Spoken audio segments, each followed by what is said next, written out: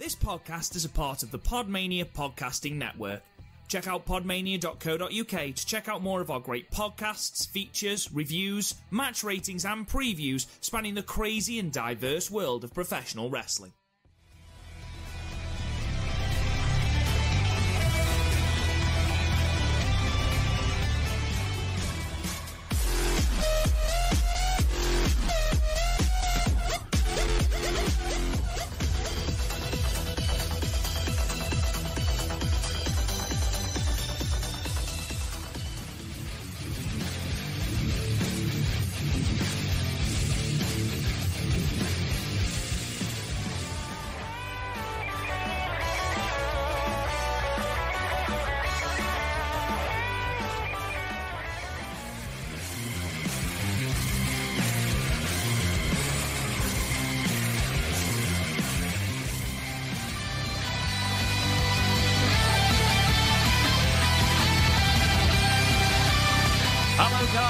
Welcome to the Stardom Cast, your weekly audio source of all things World Wonder Ring Stardom. I'm your host, Rob Good, and I'm joined as ever by Matt Turner. Matt, Merry Christmas. How was Christmas in the States?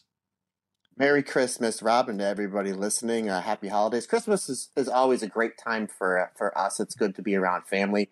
I get along with pretty much everybody. I'm not going to say pretty much everybody in my family. I think part of that is because I'm just a people person and I am the ultimate baby face. But one of the coolest things about Christmas, was the first gift I opened. When I opened it, it was a picture of your fellow countryman, the one and only, the true greatest of all time, the one and only Ozzy Osbourne. Oh, my wife got me his autobiography, which I didn't even know was out, but I guess it came out like 4 years ago. So that goes to show you what I know. I said, how about that? The first thing I opened, literally I opened it right where his face is on the cover. And that's how you know it's going to be a good Christmas, when the first thing looking at you at 7 o'clock in the morning is the Prince of Darkness himself. Yeah, nothing quite says Merry Christmas like Black Sabbath's lead singer, does it really? Absolutely. I am a ginormous Ozzy Osbourne and Black Sabbath fan there. As far as bands and groups goes, they are number one with a bullet. So wow. that was a nice, and I kind of got through maybe the first 20, 21 pages because I had a lot of Stardom to watch, so and that's why we're here. We're here to talk about Stardom, and obviously, we have the Patreon coming up, so there was a lot of good stuff that I know that I've watched over the past 2 days, and I'm sure same with you as well. Yeah, definitely. I mean, considering since the 18th of December, Stardom have only run 3 shows, it feels like it's been a jam-packed end of the year for the company. I mean, just the Year-End Climax and the Dream Queendom, which obviously aired yesterday, just that. It felt huge. That the Dream Queendom show, it felt like WrestleMania. I didn't think anything would come close to feeling like the All-Star Dream Cinderella at Budokan show, but the build-up to that show and everything, it was just all-consuming. And then, obviously, I tried to watch the show live. I managed 2 matches, and then I fell asleep again. But I've finished watching the show, obviously, today, and I've managed to avoid spoilers. I haven't got a clue. Congratulations. I don't know how I managed it. I've pretty much not been on Twitter at all. The only time I've been on Twitter was to put on our Twitter page, we're recording today, would you like to ask any questions? Then quickly shut the app down because I was like, I can't.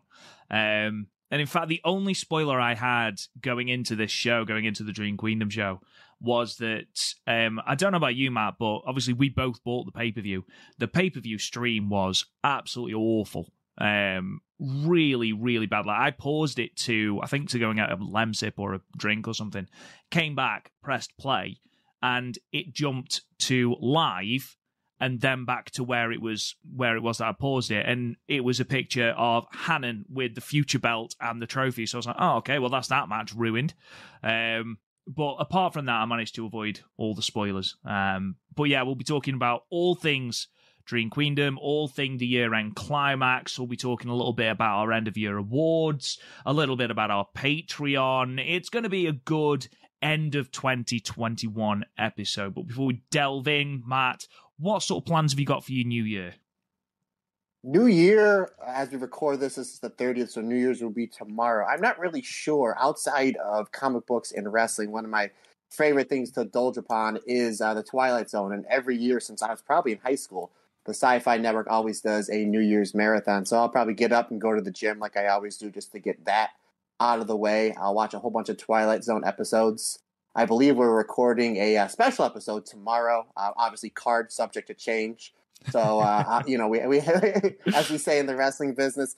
So, we have that going on. And then I don't know, as you get older, you really don't. I mean, I remember my young 20s. I mean, you're going all out. You're literally drinking at home starting at 9 o'clock. Obviously, it's smart to have a DD. And please, if you're going out, please have a DD or an Uber or a Lyft or whatever. But I remember just, 21, 22, 23, you're going out and next thing you know, it's 3 o'clock in the morning and you can't feel your feet.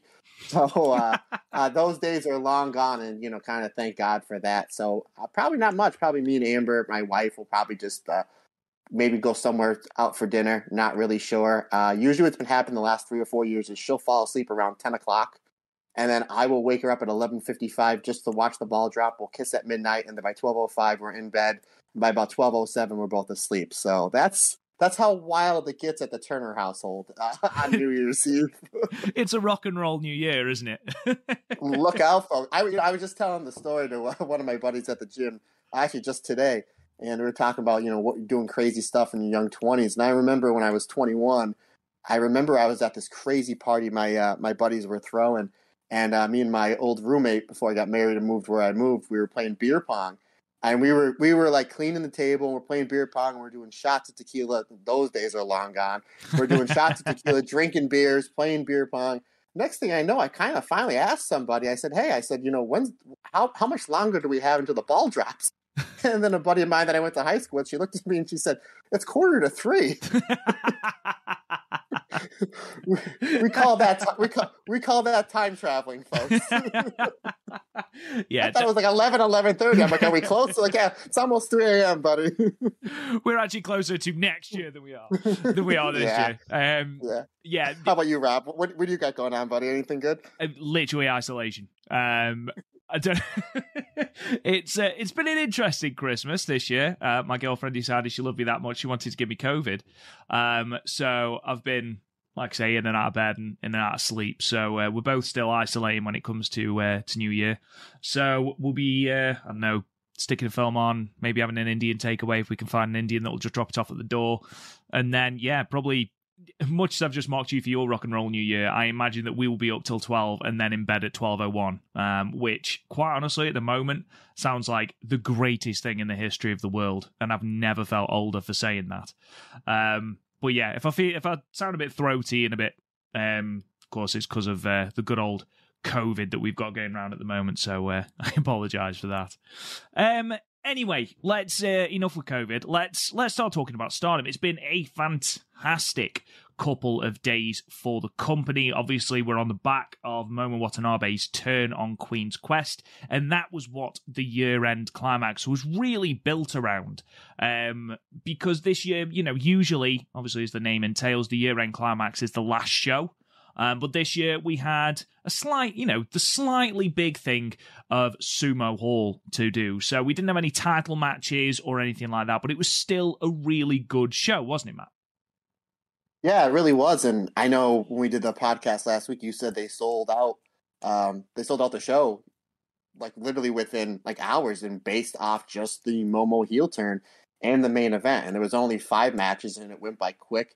Everything kind of made sense. I was a little, I'm sure we'll get into it. I was a little head scratchy at the finish of the main event, but I think I understand where they're going, why they're going. But yeah, it was a fantastic show, and that's what's great about Stardom. These kind of smaller Road to shows, as we kind of entail them, they go by really fast. I mean, they get everybody on the card. Everybody needs to get in what they get in, and you really get your money's worth out of them. It's not these long, drawn out 3.5, 4 hour shows where it's like there's maybe an hour of good wrestling. I mean, everything clicked, everything flowed real well, and it basically really built up for the show on the 29th. Yeah, absolutely. To be perfectly honest, I mean, match-wise, the only matches that you need to go out of your way to watch are the main event and Konami's tag match with Syuri. Those 2 matches are in-ring, by far the best matches, but then if you're looking at storyline progression, obviously you want to watch the Stars and Cosmic Angels match, which we'll be talking about in a minute. The 3-way opener is fine, and then obviously Lady C chalking up yet another victory. She's unstoppable now, Matt, just reeling in those wins, reeling them in. 3 wins she's got now this year. Absolutely phenomenal. But let's go into this show in a little bit more detail. So we are talking about the Year-End Climax 2021 from Christmas Day, Korakuen Hall, and as Matt mentioned, they did sell out the venue. 725 people in attendance, the second time that they've drawn 725. The first time being the Goddess of Stardom Tag League final. We open with a 3-way match with Hanan defeating Mina Shirakawa and Fukigen Death with a rolling clutch in 6 minutes and 49 seconds. There was a very laid-back feel to this opener, Matt. I feel like that's the nicest way to describe it. It didn't feel like anything was at stake. It felt like a nice, Christmassy, almost comedy opener. Yeah, like literally the first 2 matches, I literally have no notes. No notes written down. So yeah, you kind of hit. There wasn't anything bad about it. It wasn't like, oh, this was terrible. But at the same time, it's not something I would go out of my way to see. It was kind of like it was there. It was there to get the crowd warmed up, and there to give Hana a win for her big match coming up. At the Queendom show. Absolutely. To be perfectly honest, the main thing in this match that you need to see is Mina attempting to do Merry Christmas and Death just standing in front of her constantly. Apart from that and Death going on her stereotypical newspaper rampages, there's very little to talk about in this match. The second match, though, Himeka and Lady C defeating the Uedita team of Ruaka and Rina with a lariat in 8 minutes and 44 seconds. Again, like I mentioned, Lady C with her 3rd victory of the year, Matt, and she looked really good again. Yeah, not only that, but I mean, I know we're doing our year-end of the awards pretty soon. I had to scratch off my number 1 and put Lady C on there. I'm totally just kidding. But yeah, this is what Stardom is all about. Obviously, we talk in nauseam, and we're going to about how heavy the main event scene is. And I think it's just going to get bigger and bigger going to 22. But they do a good job showcasing other talent, and they're giving Lady C a spotlight. She's had a ton of matches. She gets a win here. We don't know kind of where that's kind of, and there's kind of like a mystery to her going into 22. It's like, where's she going to go? Where's she going to go? All things are pointing to Donald Del Mundo, but if you watch wrestling for any more than 2 years of your life, their swerves are abound. So that's kind of another interesting thing that Stardom has going into 22 is where's she going to go as far as what faction. And I think as well, when you consider the revelations of the next match, it could be, it might not be cut and dry that it's going to be Donna Del Mondo. I know we've speculated, but when we talk about that, we'll re-speculate. I think it's interesting that today, this day, the 25th of December, it was the 4th anniversary of Himeka as a pro wrestler. She debuted in 2017 on Christmas Eve against Miku Aono for Act Res Girls at Shinkiba First Ring. So that's a nice little nugget of information. Obviously, she got the win as well. But aside from Lady C getting her win, there's not a great deal to talk about in this match. It's your standard tag match. Our first match we're going to talk about in a little bit of detail then is the 6-woman tag team match that followed, with the Stars team of Mayu Iwatani, Hazuki and Kaguma defeating the Cosmic Angels team of Tam Nakano, Waka Tsukiyama and Mei Sakurai with the diving body splash in 11 minutes and 32 seconds. I think perhaps the most important thing to come out of this match, is Waka, as endearing a babyface as she is, as lovely a person as she seems to be, and improving in the ring as she is, she can't dance, can she? No, not at all. And maybe it has something to do with the fact that everybody else in that group is so good. I guess Tam used to be an idol, from kind of what I understand. So, but yeah, you're right. But everybody else is pretty good in the dance routine as well. But I'm going to get my only negative out of the way when it comes to these 6-women tag matches with Mayu, Kaguma, and Hazuki. My only negative comment is there's not enough Mayu. They could put her in there for 20 minutes and still it's not enough. So I'm just going to beat that drum to death. So not enough Mayu in this, not enough Mayu Utani in this match. But I thought this match was really solid as far as everybody looked good. I mean, you have really obviously the Stars team. I wouldn't be shocked if you see that team hold the Artist of Stardom belt somewhere in the by the spring. I mean, that'd be kind of a good way to really put the rocket ship on those belts. But again, I thought the best thing in this match was there was another really good Tam and Mayu exchange. And I really hope that they revisit that feud somewhere down the future because I really, really want to see that matchup again. Absolutely, completely agree. Throw Hazuki in there as well, and you've got 3 or 2 singles matches that I will be absolutely made up to see. This is honestly the most convinced I've ever been of Waka and May. They both looked far more comfortable and solid for being in the ring with Tam. I think, especially at the moment, those two benefit from being surrounded by in-ring talent as opposed to being sort of the deer in the headlights of a singles setting. Especially May, who I think over the last 2 shows really, really, really benefited from being with other people and sort of having that guiding light. But again, for me, I know you mentioned Tam and Mayu, and, you know, who wouldn't want to see that, especially given the history? It's Tam and Hazuki for me. Honestly, just the speed at which Hazuki is working, considering she's had 2 years away from the ring. I mean, it's got to be up there with her work before she left. And I know that she was on almost a different plane before, obviously, all the controversy kicked off with her and Kagetsu.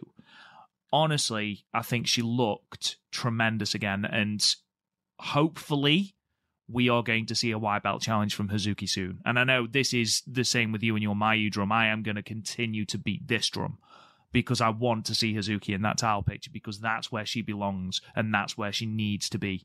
And obviously I'm not going to spoil what happens in the semi-main of Queendom, but if you're listening to this, you probably already know the result. But we'll talk a little bit about that when we get to that. Aside from the in-ring stuff, the other big thing to come from this match was the return of the masked assailants. But this time they've multiplied even further, and we now have 3. The attackers force Stars out of the ring and then set about attacking Cosmic Angels, and one of them takes a sledgehammer to Tam. Is it Triple H? No! Mayu and Tam both super kick the third Momo, and it is Giulia. I don't know what your reaction was when you saw this, Matt, but I imagine it was what the fuck? Yeah, literally, I woke up the next morning and I went on Twitter to go see the results, and the first thing I saw was the result of the main event, which we'll get to in a minute. And I kind of scratched my head and then thought about it, and again, we'll get to that. But I was like, well, we literally over the past 2 or 3 weeks have come up with every scenario as to the fact that maybe it's Io and Kari, maybe it's this person, maybe to everything where it's like Stephanie McMahon and Bertha Faye. Just about every scenario we've come up with, but we didn't see that it's Giulia, and then Giulia said that she's bringing them into Donald Del Mundo.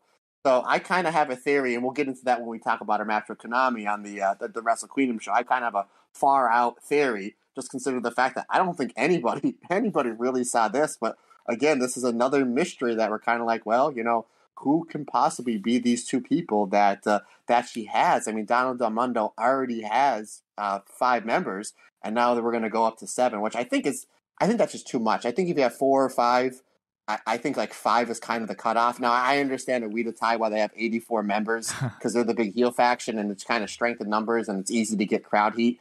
But I think once you get past 5, I think that's a little bit too much. And now they're going to have, they're going to have 7.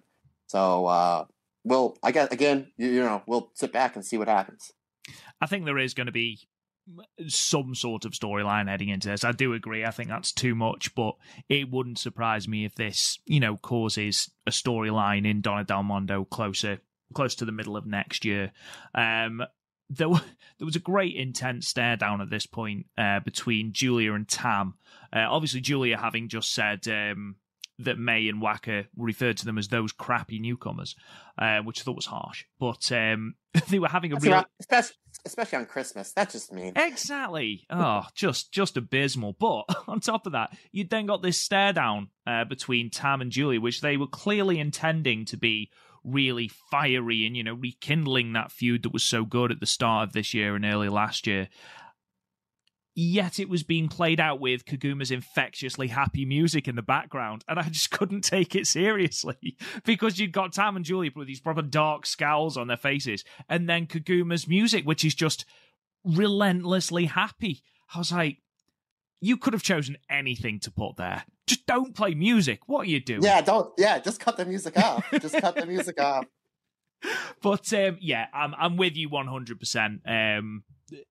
It's a twist that I didn't think anyone saw coming, and what it means for the remainder of Donna Del Mundo, what their thoughts are on this influx of new blood, whether we're going to see, a civil war, which, fingers crossed, will be played out better than the Bullet Club one a couple of years ago. It's going to bring out a very interesting dynamic heading into the new year, that's for sure, whatever comes. And obviously announced for the 3rd of January show is the reveal of the two Momos, and it's Giulia, Momo 1 and Momo 2, against the Cosmic Angels team of Unagi, Tam, and Mei Sakurai. So we haven't got long to wait to find out who those bemasked Momos are, so we'll look forward to that. We then moved on to the semi-main, which was a tag team match between the team of Syuri and Konami, who defeated the team of Unagi Sayaka and Maika with the White Tiger in a shade over 14 minutes. This was just nice and cathartic to have Konami teaming with a mentor, Syuri. Both Maika and Unagi had requested matches with Konami, but they'd been forced to form an unlikely pairing when Konami said she wanted to team with Syuri. It was a nice tag team match, and genuinely, despite their unlikely partnership, I found the chemistry between Unagi and Maika genuinely quite funny. Yeah, it was kind of, you saw like Syuri and Konami, as much as they're killers, they came in the ring in the Christmas spirit, just happy that they were teaming. And the Unagi and Maika didn't really look like they kind of wanted to be. They wanted to be there because they wanted to be in the ring with Konami, but they didn't want to be, with each other. But as the match was going, they became the ultimate odd couple. And I think this will be a one-off. I don't see anything else really into the future of them tagging up, especially the fact that both in different factions. But I thought it was kind of, it's always nice to have something a little bit different. This was definitely something different. I thought the match was fantastic. Unagi, every time we talk about it, every time on this podcast, she constantly gets better and better, especially her strikes get stiffer and stiffer. And they had to be. Obviously, she's the smallest person in the match, and she's up against two killers. So her strikes had to be crisp. They had to be in there, and she really, really laid her stuff in there. And I would really like to see, once Konami comes back, a nice 12, 15-minute match with Unagi and Konami, just because she's just getting so much better. But I thought this was, it was a really, really solid and entertaining match. Yeah, absolutely. Just getting back to the dynamic between Unagi and Maika, it reminded me very much of that Simpsons gif where you've got Martin dancing around Nelson Muntz, especially that pre-match promo where Unagi refers to herself as the freak that flies through space, and you can literally see Maika's face go, oh, for fuck's sake. And she just really leaves. Do that. Like, she just it's almost to the point where Unagi told Maika backstage where it's like, I'm going to say this, and she's like, you better not. She's like, no, I'm going to say it. It's part of my new gimmick going into 22. I'm going to say it. She's like, you better not. Like, no, I'm going to say it. Like, all right. And then she's like, all right. You know, Maika, because it's going to bother you, I won't say it. And then 15 seconds later, she says it. It was when she was taunting her about saying Merry Christmas. And then Maika's like, I'm not going to say Merry Christmas, and walks off. And Unagi's on her own in a really petulant way and just went, you said it. It was like, what is this? But it was she's so entertaining. Quite endearing. Yeah, she's so entertaining. Like, again, as much as she's getting better in the ring, and she is, it's like all the little things she does, like outside the ring or in promos, or even Mina's like that as well. It's like, boy, these two have come a long way since they were just, as we called them on the podcast a few weeks ago, Tam and Friends. They really, not only in their ring stuff, but they're just so damn entertaining in their interviews and the stuff they do on social media. They're just, they just seem like the type of people that'd be fun to be around. Absolutely. She's just relentlessly charismatic, which is something she's always had going for her. She has always had that, that charisma, that confidence, which has helped. But she was always like that, especially earlier on in the year, by having a very limited moveset. But now that's sort of, we're moving out of that and we're seeing the adaptable offense and things like that. I think, next year it's going to be the sky's the limit. And, she is a dark horse pick for that Cinderella tournament. So as for the match itself, I thought if this had have been Konami's final match, this would have been a lovely little touch, a lovely little test. Like, there's some beautiful moments before the bell even rings. I mean, both Unagi and Maika coming out in Never Ends t-shirts. Micah walking stoically to the ring, only for Unagi to run at her and put a Santa headband on her and then run away giggling. And then you've got the whole Konami coming out and Syuri, who Konami gets to the ring first and Syuri comes out. Himika looks to open the ropes for her and Konami pushes her away because she wants to be the one to open the ropes for Syuri. And then that's reversed when the match finishes. I just thought that was really, really nice. And there was lots and lots of nice little moments throughout this match. Obviously, this isn't Konami's last match. And boy, howdy, we'll be talking about that very shortly. But this was a really, really nice send-off from Korakuen Hall to Konami. A thoroughly enjoyable match. Probably one of my favourite tag matches of the year.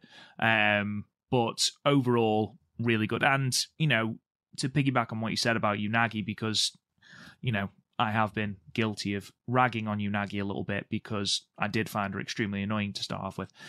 She did hold her own in a match that also contained Micah, Syuri, and Konami, three of the big hitters in Stardom, like you mentioned. So she didn't look out of place, and I think that's only going to help her further down the line. So overall, a really, really good match. But the main event of this was, and I love that this was packaged on Stardom World as just Black Peach enters or something like that, or the introduction of Black Peach, which of course Black Peach is Momo Watanabe's new nickname, as we see the Oedo team of Momo Watanabe, Starlight Kid, and Saki Kashima defeating the Queen's Quest team of Sai Kamitani, Utami Hayashishita, and Azumi in 19 minutes and 34 seconds, with Saki getting the pinfall with the Kishikasai over Azumi. Matt, I know you had a couple of issues with this, namely the finish. Yeah, well, I did. Well, if you're looking at the 6 of these, all of them are fantastic, don't get me wrong, but if you're going to line them up 1 to 6, I think, and you're going to poll 10 people that watch Stardom regularly, I think 9, if not 10, would have Saki at number 6. And not only that, so she gets the win in this match, big match, obviously because it's Momo's coming out party as the Black Peach. So we kind of figured, okay, Momo's got to get the win, or they could have flipped it. Maybe they could have had Saya or Utami pin Saki just to give them a little more momentum going into the main event or the co-main event of Wrestle Queendom. But I kind of didn't understand. Again, I was like, when I first read the result, I was like, that literally makes no sense whatsoever. And then I kind of thought about it more, and I kind of briefed on it last show when we talked about going into Wrestle Queendom that, well, we think Saya is going to win the belt. And again, we'll get into that in a little bit. But when they did the elimination match the week, few days before, Saki actually pinned Saya. So she can hang her hat on that saying, well, I deserve a shot at the white belt. So maybe that's where they're going with it. It's like, well, I pinned Saya in the Captain's Fall match. I pinned her in the 6-man tag on Christmas Day. So maybe that's where they're going to hang her hat on, that they're going to make her a challenger somewhere in the next 4 or 5 weeks for Saya's belt. That's the only thing I could think of. And obviously the finish had a Momo with the big head kick that led into the cradle from Saki. So that's really the only thing that I could think of. I'm like, well, if that's where they're going with it, that makes sense. Obviously, there's a post-match promo on Wrestle Queendom after Saya's match, which I kind of figured, okay, if they're going to do it, it should have been Saki. Again, we'll get into that later. But maybe that's where they're going with it. That's the only reason why I can see Saki getting the fall here, is because she pinned Saya the week before, and then she got a fall here. And maybe they're just going to give her just a little bit of a push towards that white belt. Yeah, it was a bit strange that they've just done this huge turn for Momo and she didn't get the winning pinfall here. I feel like it was the stage was set for her to get the pinfall over Azumi, especially with the history that those two have together, and it being Momo that turned on Azumi specifically. But the match itself was really, really good. I think heel Momo just feels right. Her stoic personality lends itself to her being a heel. She hasn't got to pretend like, she's playing to the crowd or anything like that. She can be that dick and it work with her character. There's a couple of moments in this match which they executed perfectly. The moment where Azumi is going to come off the ropes and Momo grabs a hand and they sort of look into each other's eyes for a minute, and then Momo belts her in the head.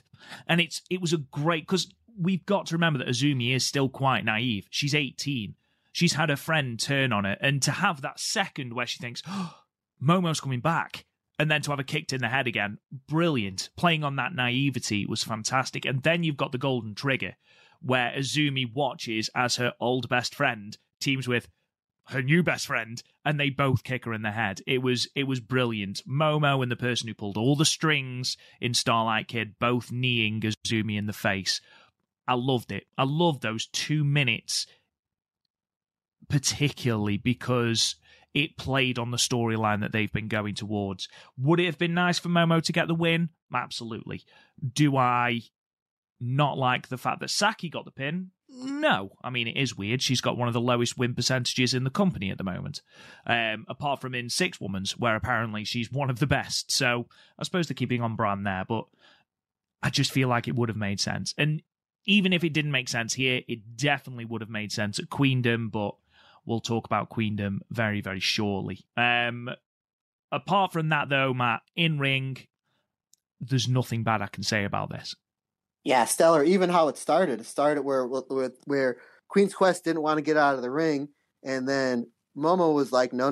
Me and Azumi to start. And eventually, Sai and Utami get out of the ring, and as soon as they turn their backs, Momo has Saki and Starlight Kid come in, and they do a quick 3-on-1 jump on Azumi. And I said, well, that's a good way to start Momo's heel run, is just have it really jerk. Oh, no, you can trust me. And as soon as they turn the back, it's a quick 3-on-1 beatdown. So I thought that was a really good heel way for that match to start.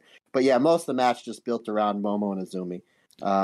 I thought, obviously that's somewhere where they're going. But yeah, again, it kind of just scratched. We kind of laid out the plan over the last podcast or two where we thought they were going with Momo, and everything kind of made sense. I know a lot of people agreed with us.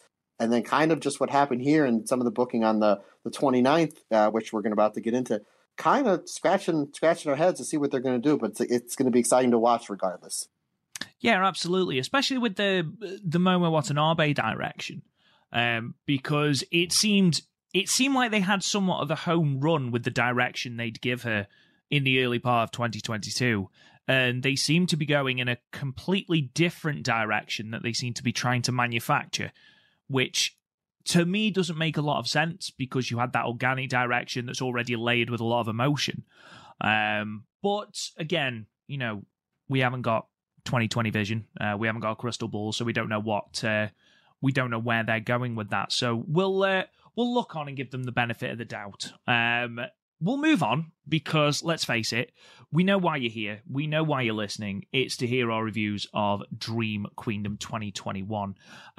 It was from December the 29th, 2021, from Sumo Hall in Tokyo, with an attendance of 3,039 people, falling just short of the Budokan show and the second highest attendance of the year.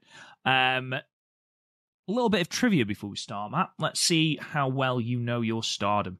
And, I've said this. It could be horrendously wrong. If it is, I apologise. But from what I can see, there are 4 competitors on this show, Dream Queendom, that were also on the Stardom show in 2013, the last time Stardom ran Sumo Hall. Now, 2 of them are Mayu and Takumi Iroha. That was sort of played into their video package. Can you name the 2 others? Lady C. No, I'm just kidding. I'm going to say, Azumi Koguma? No. Okay, hold on. I heard the paper turn. I was like, he's going through the roster. I'm going through it real quick. Because I know, obviously they started when they were young. I don't know. I give up. Okay. Fukiken Death, or she was Kaori Uniyama at that point, and Syuri. Oh, I think Syuri I kind of would have gotten after maybe about 8 guesses, but Fukiken Death would have been literally right. I was actually going to say her as my joke, but I'm like, Lady C is the joke to go to. and I would have been right. How about that? Exactly, yeah. Yeah, exactly. It was Kaori Uniyama, but Syuri, who wasn't wrestling for the company, it was more an amalgamation of companies because Kota Ibushi was also in that on that show, as was Michael Nakazawa, who Mayu pinned. So, yeah, very weird show, but definitely one we're going to look at on Patreon at some point. Yeah. We opened... I'm glad that you can tell that we're on the same wavelength, because literally I had a question. I knew that they drew over 3,000, and my question was going to be, was this higher than the Budokan show? And then you, without me even asking the question, you literally answered the question seconds before I asked it. So what a tag team we're making here. There you go. Well, like the Momo AZ... No, the ALK, not Momo AZ. I don't want you turning on me and hitting me with a chair. No, the All-Star Dream Cinderella show drew 3,318. So about 300 more, something like that. But still a really respectable crowd that they've drawn in. We opened with a pre-show 5-way match with Fukin Death, the queen of the 5-way, defeating Waka Tsukiyama, Lady C, Rina, and Saki Kashima with the O'Connor roll in 6 minutes and 30 seconds. Chris? No. Oh, wow. You can tell he's sick, folks. Genuinely, and no one's going to believe me. Chris has just messaged me, which is why I've just said Chris. Matt, what did you think? It's like that's equivalent to calling someone else's name in bed. That's ridiculous. Matt, what did you think of this? If me and you were sitting there watching the show side by side, you literally would have told me about a dozen times, see, I told you, because you destroyed me as far as picks go. Yeah. To be honest, to kind of allude to what you talked about earlier, and I don't like to be negative, especially when we're talking about a product we love so much, the feed for this was absolutely horrible. And this literally jumped around. It really didn't really get going for me until the third match, the Artists of Stardom tag match. So this one kind of jumped all over for me. And from what I saw, it just seemed like there was a lot of chaos. And then I saw Fukin Death with the roll-up. But from what I saw and kind of going through clips that I was able to see, it was pretty good. If I'm going to put a star rating on it, I would give it 2.25. Again, that's not being 100% fair because I didn't get a chance to go back and watch it. But I thought as the match was starting, even though I did on our predictions last week, I picked Lady C. I kind of figured what happened on the 25th that Saki would get the win here. But no, if I had 2 picks, those would be my 2, and I was completely wrong, and you were completely right. You never, ever vote against Fukin Death, especially not in these scenarios. She's always there with the O'Connor roll, that damn clown. But yeah, it was fine. It was basically a handicap match with the numbers advantage ultimately paying dividends for Owi the Tai. We saw Fukin Death deliver some absolutely devastating nose pinches.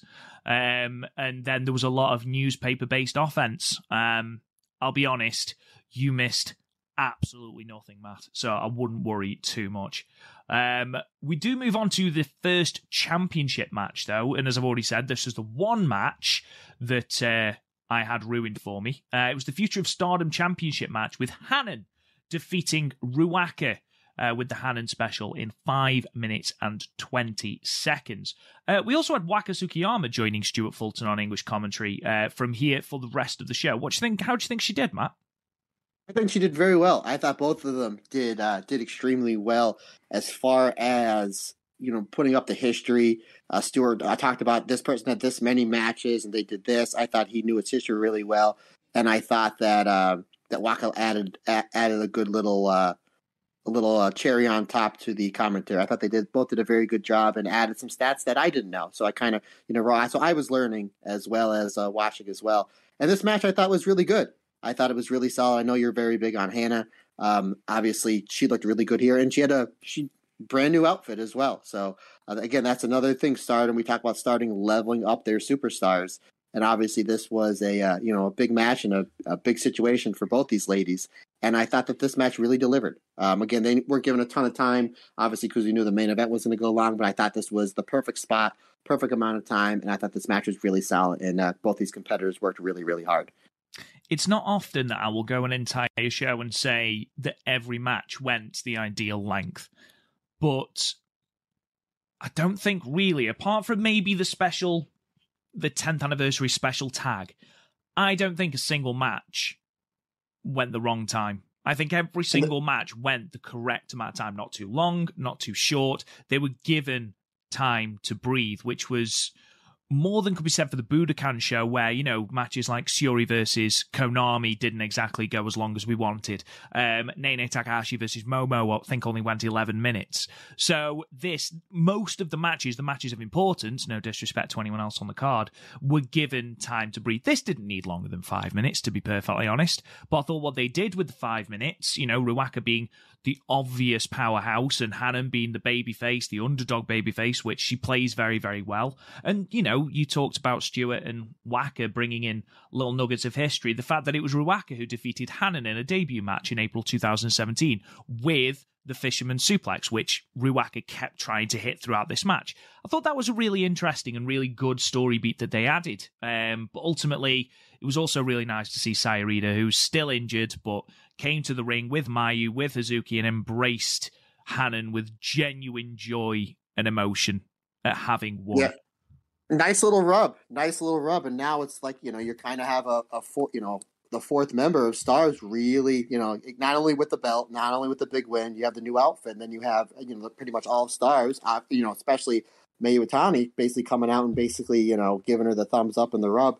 And basically what I'm understanding is like Mayu was really taking Hana under her wing. So there's absolutely no way that she can't get, she can't get better. So she's obviously going to keep getting better in this situation. So I think she's going to be someone else to look out for in the next 12 to 24 months. Yeah, absolutely. I mean, to be fair, her performances, her run in the tag league last year with Sayurida as Wingori was really, really good. And I think she's had a fairly intermittent year this year through injuries and obviously with school. But she's continued to grow. And I think once she's done with school, I think we're going to see a huge sort of trajectory for her, which is great. But yeah, an overall solid match. Couldn't ask any more of it. I also like the fact that even though Ruaka is part of the heel faction, Hanan's part of the, the stereotypical face faction, they both embraced at the end of the match because there was and there is history between the pair, even if Ruaka shoves her off before she leaves with Saki.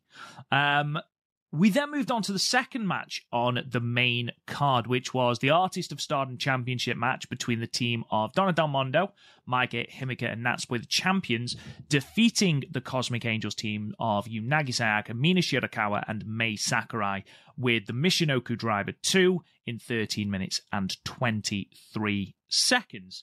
Matt, opinion?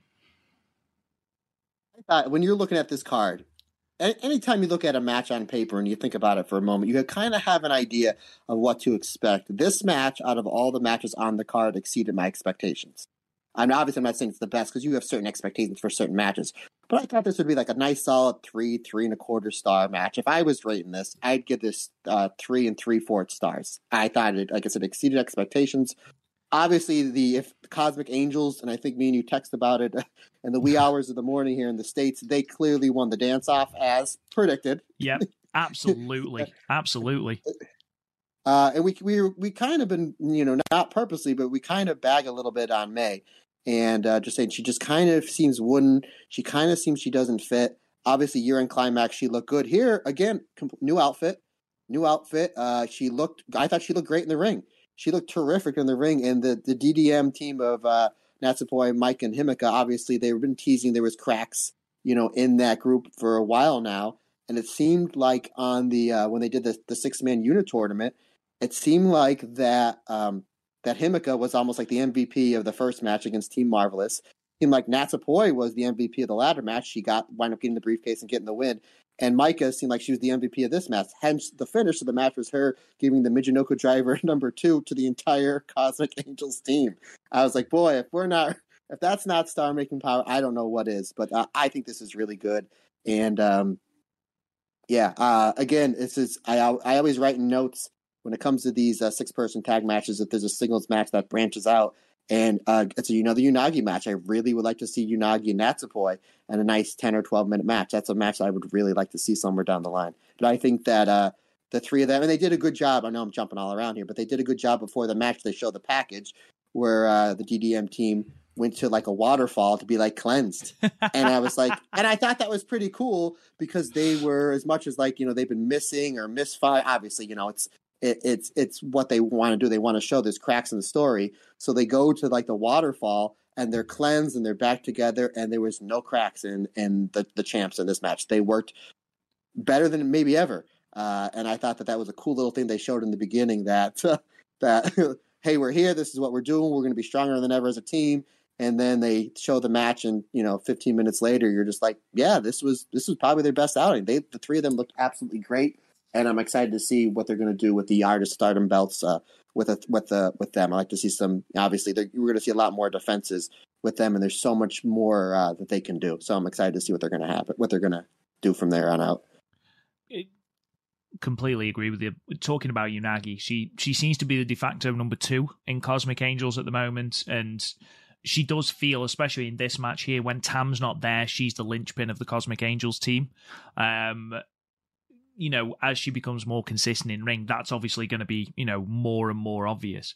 As Artist of Stardom Championship battles go, for me, it's not the most exciting of the year, but it's solid enough. And, in a year where the belts have felt considerably more important than they've done in many prior years. You talked about the intro video package. I've got a feeling that was supposed to be a little bit more serious than it actually came across. But obviously, you put Natsupoi under a waterfall, she's going to scream. So I think it was probably a little bit... I think it was supposed to be a little bit more serious than the three of them giggling. But there we are. I like the idea of them washing away that sort of... the animosity that they had towards each other. Speaking of Micah, has there been a more decisive closing stretch than someone being hit with 3 successive Michinoku drivers, literally every person on the opposition team, and then sitting into an arrogant pin? It was so emphatic. And this, she recorded a 50th overall win of the calendar year in the process, and she's only the second person on the roster behind Syuri to achieve that milestone. So that's quite an achievement in itself, and obviously again puts some perspective onto how much they value Micah on the Stardom roster. Moving on then. Oh, sorry, go on. No, I was just going to agree with you. Yeah, nothing but up for here. Like really the cherry on top with the 3 Magenoka drivers. So, yep. Something we should mention then was that a video package aired to say basically that Stardom are going to be running Sumo Hall for 2 nights next year on the 26th and 27th of March with shows called Stardom World Climax 2022. So 2 huge shows. And considering, as I've already said, this show drew 3,039 spectators, which... under coronavirus measures, apparently is a full house, according to their website. Whether it actually is or not, I don't know, but that's a huge step for Stardom to not only run in one calendar year Sumo Hall and Budokan, but to then run 2 nights at Sumo Hall back to back it's an astonishing statistic for Stardom, and it's testament to the year that they've had this year. So those 2 shows I am extremely excited about, and the prospect of what red belt match tops those cards, it gets me very, very, very excited. And who knows, we speak about it every single time we have big shows, but Kairi Hojo's out of contract. What a time to debut her. Yes, anytime. Like I said, put her under the Momo mask. Wait, if she comes out on the 3rd of January and she's under one of those Momo masks, it could be Tony Storm. Tony Storm just asked for a release. Could be Tony Storm. It could be Tony Storm. Hey, after watching her for the EO episode, I'd be absolutely fine with that. Anyway, let's move on to the next match. Third on the card, the High Speed Championship 3-way match. Starlight Kid, the champion, defeating Koguma and Azumi with the O'Connor roll in 7 minutes and 56 seconds. Good grief, Matt. This was quick. I can't believe this is only 7 minutes, but it's literally like don't blink. Now, your Stardom better than I do. I've probably seen maybe about a dozen of these high-speed championship matches over this past year. Was this the best high-speed championship match of this year? Because what I saw, it clearly was. I would say it's a close second. There was a match between Natsupoi and Starlight Kid in late March that was also very, very, very good. But yeah, this runs a close second. Yeah, and I think I even messaged you that when they were doing all those false pins, there was a time where the timekeeper rang the bell, I believe when Starlight Kid was pinning Koguma, And I was like, well, and obviously the ref's like, no, that's the finish. And I was like, well, now I know what the finish is going to be. I originally thought Azumi was going to win. I think, and again, you had Starlight Kid winning, but we both knew that Koguma was eating the pinfall. Yeah. But it was like, yeah, you're going to ring the bell when Starlight Kid pins Koguma, but not until I signal for the bell. But I was like, wow, like these near falls, and there was each of them probably had 2 or 3 where I was like, oh, that's the finish. Oh, that's the finish. Oh, that's the finish. Where it was just like you're literally like, don't blink. Where it was like this poor referee, man. This might have been a rib on the ref because he had to be so blown up by the time that the final 3 count happened, just getting up and down, up and down. This match was absolutely insane. Yeah, it was 7 minutes of nonstop action, and really from here on out, this card just builds. Every match, in my opinion, just kept getting a little bit better, a little bit better, a little bit better. And it was very much like the last few Wrestle Kingdoms, maybe last 5 or 6, where it was just like you kind of had your openers to warm up and you had some good matches. But the last 4 or 5 matches just build and build and build and build and just made the card completely better. But this was fantastic. Yeah, I mean, I completely agree with you. I think to start with, they struggled to sort of work out how they were going to all 3 of them be in this match and where all 3 of them stood.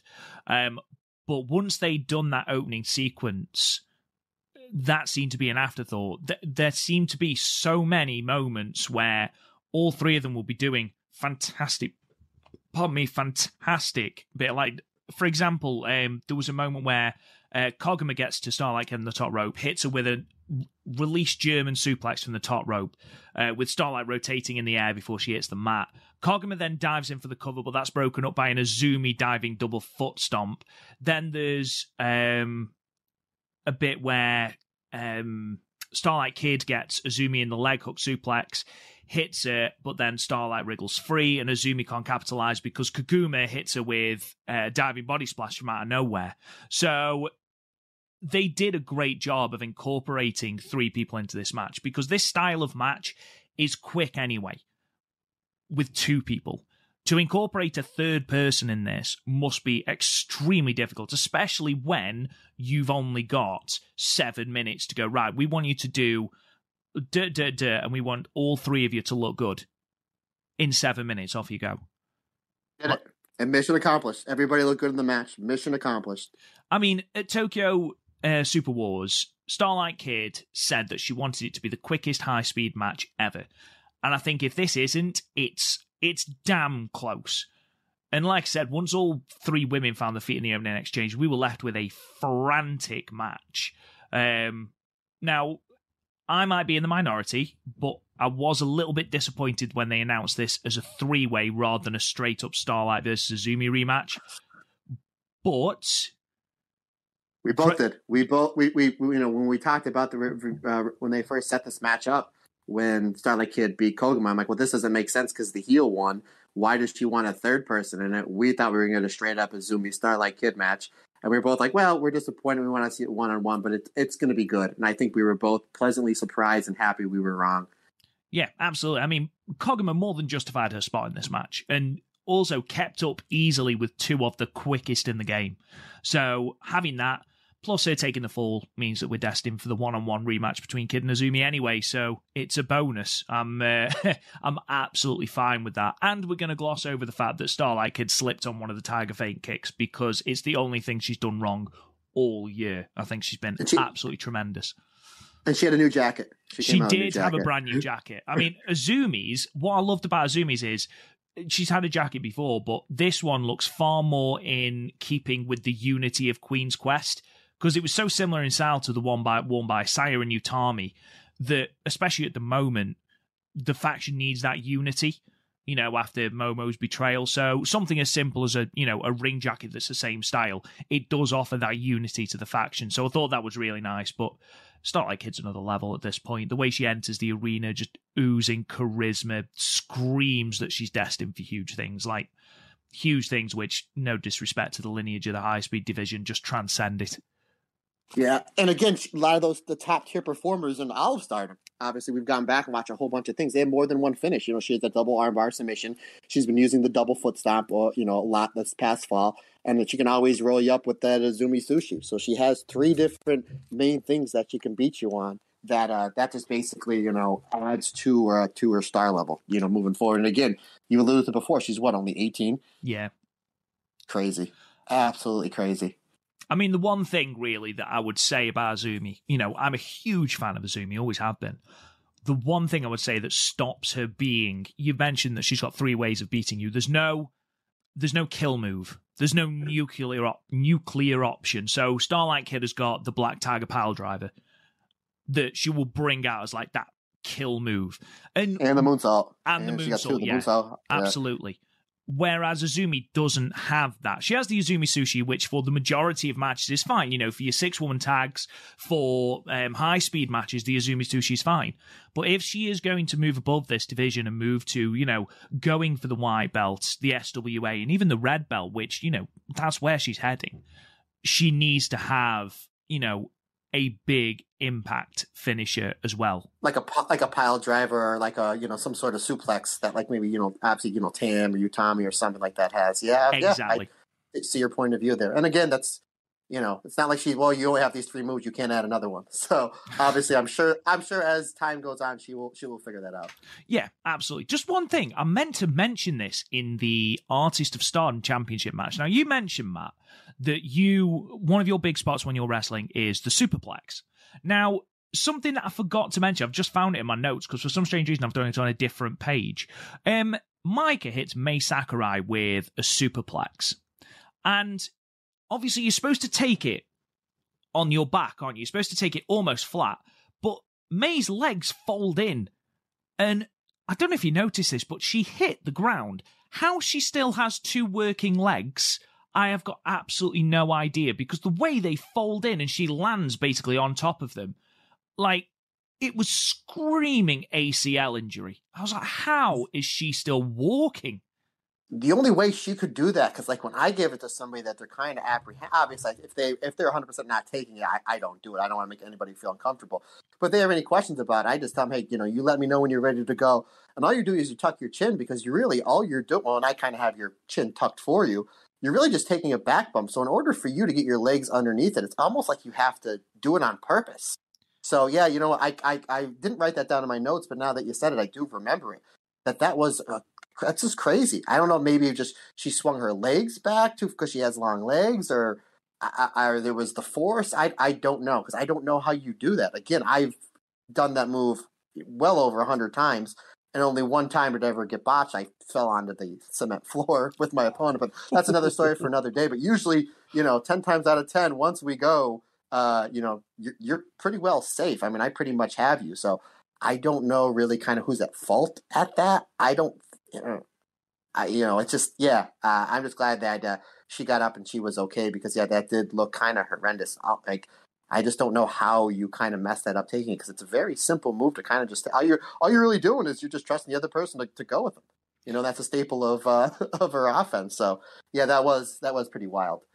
I just remembered it. So anyway, moving on, we had a singles match next, which acted as Giulia's return match and Konami's farewell match. And Giulia defeated Konami with the glorious driver in 12 minutes and 6 seconds. Now, as if it wasn't miserable enough that Konami was taking a hiatus, it's not the Awida type Konami that comes to the ring. Instead, in stark contrast to the black she's been wearing for over a year, it's the white of Tokyo Cyber Squad Konami, which was the first tribute to Hana Kimura. Now, to top that, then, Giulia then comes, arriving where, this huge flag sporting the phrase never end, and according to Wacker, had everyone on the roster's signature, as well as dreadlocks that were reminiscent of Hannah's win of the 2019 5-Star Grand Prix, which Konami was the finalist in, and that was enough then. Konami just burst into silent tears, and it's a really heartwarming moment.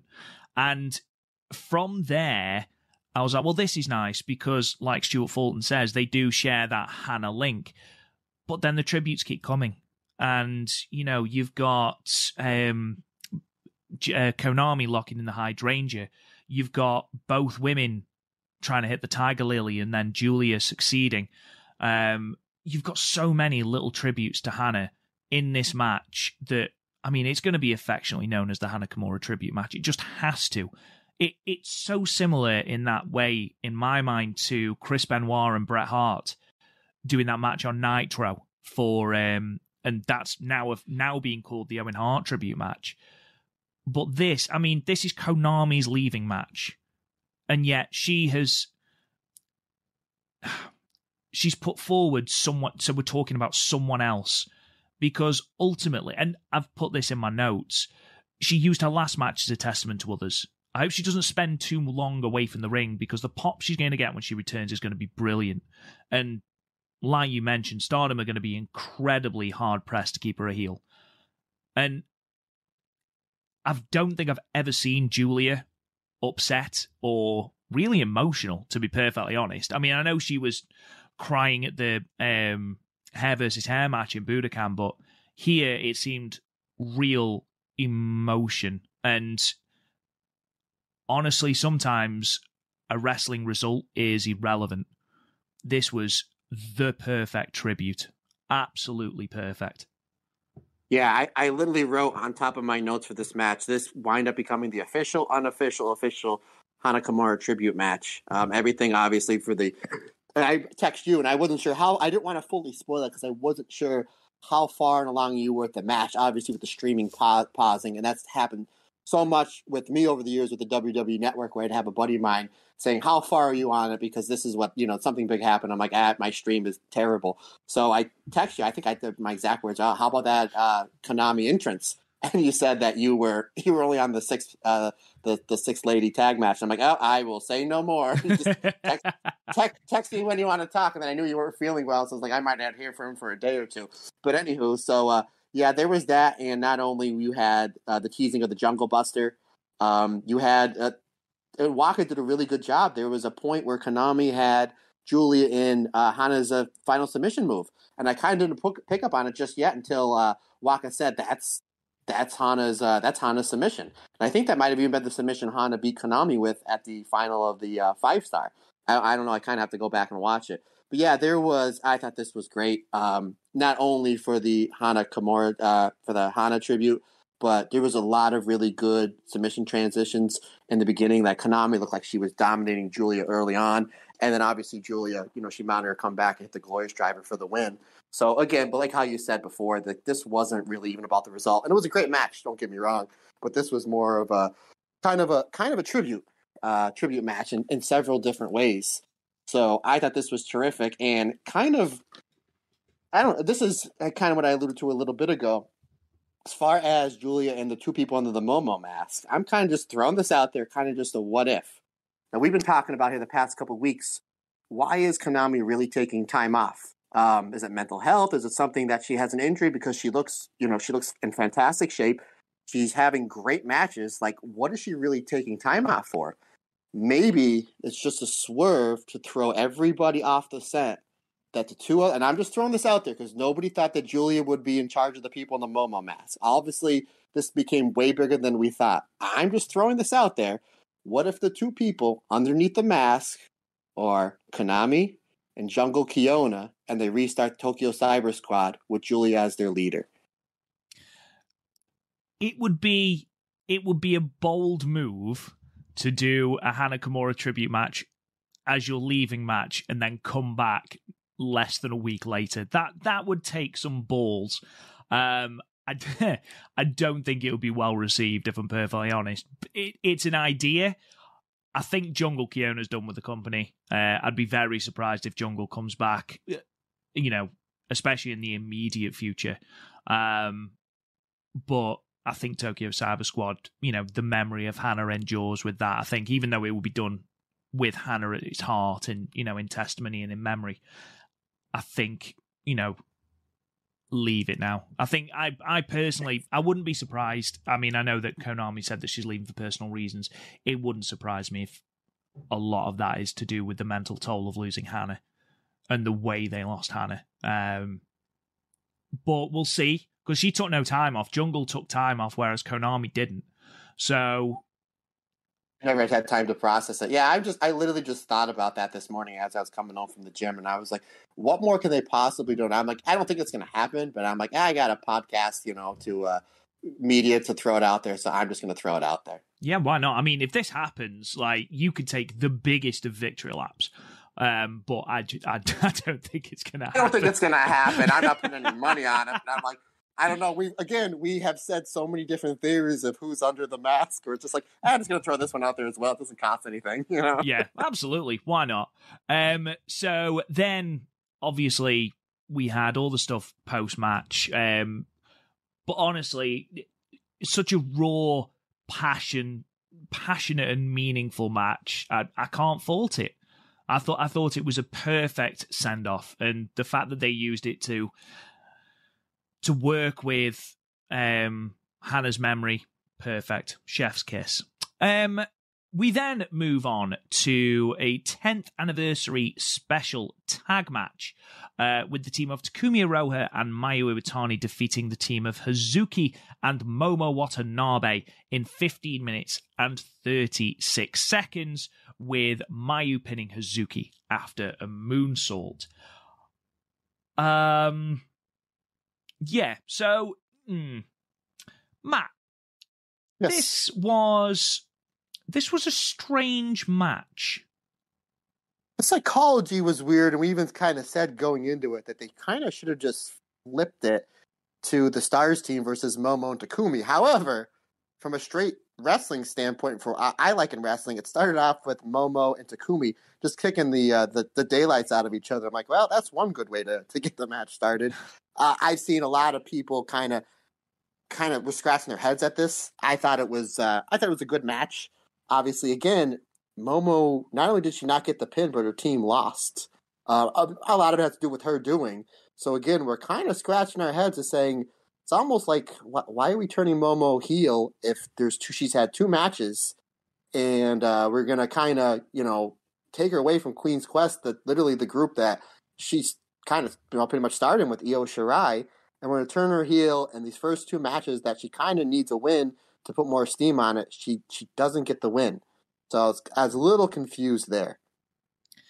I think as well, you hit the nail on the head there by saying the match itself is great. Like, you can't fall. You put these 4 women in a ring and you're going to have magic.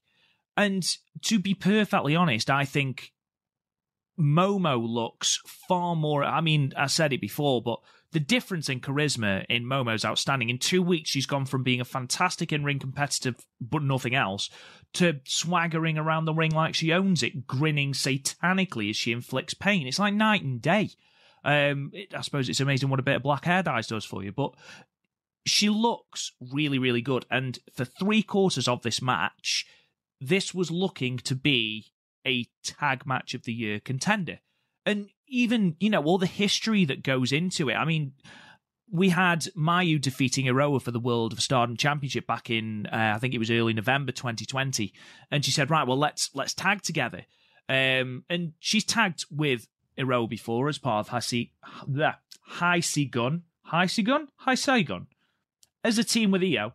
Where they won the Artist of Stardom Championships together. Hazuki and Momo were in the initial Queen's Quest stable. Iroha beat Momo in Momo's debut match. The links are there between all the competitors, so you could have done something with that as well. And certainly between Momo and Iroha, I think they were sort of going that way.